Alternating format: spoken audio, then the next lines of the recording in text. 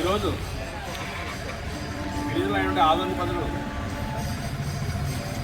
ఏకలవ్య విగ్రహం కోసం ఏర్పాటు చేయాలని చెప్పేసి ప్రభుత్వ స్థలంలో కేటాయించాలని చెప్పేసి ఏకలవ్య కులస్తులైనటువంటి మొత్తం సంఘం అంతా కలిసి వచ్చి సర్పంచ్ గారిని ఇవ్వడం జరిగింది.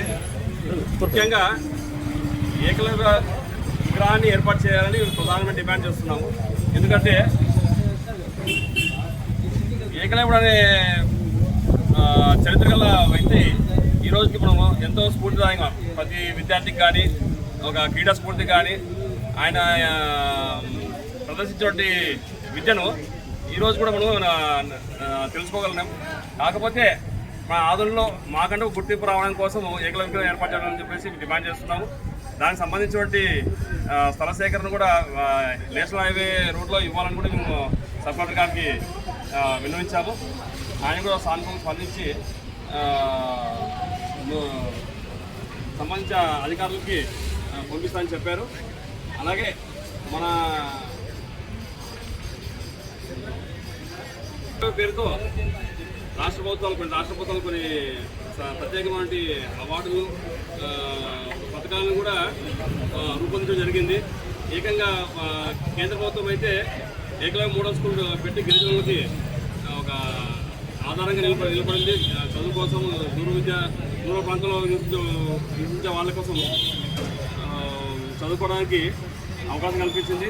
అయితే మేము కోరేది ఏంటంటే ఏకలవ్య విగ్రహం ఏర్పాటు చేస్తే ప్రతి ఒక్కరికి ఆదర్శంగా ఉంటుందని చెప్పేసి మేము ప్రభుత్వాన్ని డిమాండ్ చేస్తాం. ఈ అవకాశం ఇచ్చినందుకు ధన్యవాదాలు సెలవు తీసుకుంటాం. నా పేరు మాట్లాడరావు. ఈరోజు ఏకలవ్య కుటుంబం మొత్తము ఇక్కడికి వచ్చి సబ్ కలెక్టర్ గారిని కలవడం జరిగింది. విషయం ఏంటంటే నేషనల్ హైవే 167 నేషనల్ హైవేలో 2 చోట్ల మేము గుర్తించాము.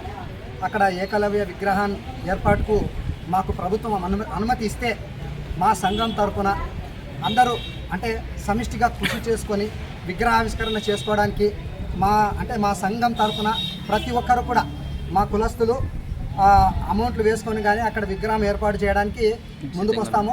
దయచేసి మాకు ప్రభుత్వం అనుమతులు ఇవ్వాల్సిందిగా కోరుతున్నాము. అదేవిధంగా ఏకలవ్య పేరు మీద స్కూల్స్ ఉన్నాయి. అదేవిధంగా చాలా చోట్ల కాలేజెస్ పేర్లు కూడా ఉన్నాయి. అదేవిధంగా ఇక్కడ ఉన్నటువంటి సంఘానికి సంబంధించినటువంటి గుర్తింపు రావాలనే ఉద్దేశంతో ఇక్కడ మేము ఖచ్చితంగా ఏకలవ్య విగ్రహం ఏర్పాటు చేయాలని మేము డిమాండ్ చేస్తున్నాము. అదేవిధంగా అనుమతులు ఇస్తే మా సంఘాల తరపున ఆల్ జేఏసీ తరపున మేము ఇక్కడ విగ్రహం ఏర్పాటుకు సంసిద్ధమై ఉన్నాము. దయచేసి మాకు అనుమతులు ఇవ్వాలని చెప్పేసి అని ప్రభుత్వాన్ని కోరుతున్నాము. నా పేరు రవి, SC/ST DVMC మెంబర్. జై ఏకలవ్య.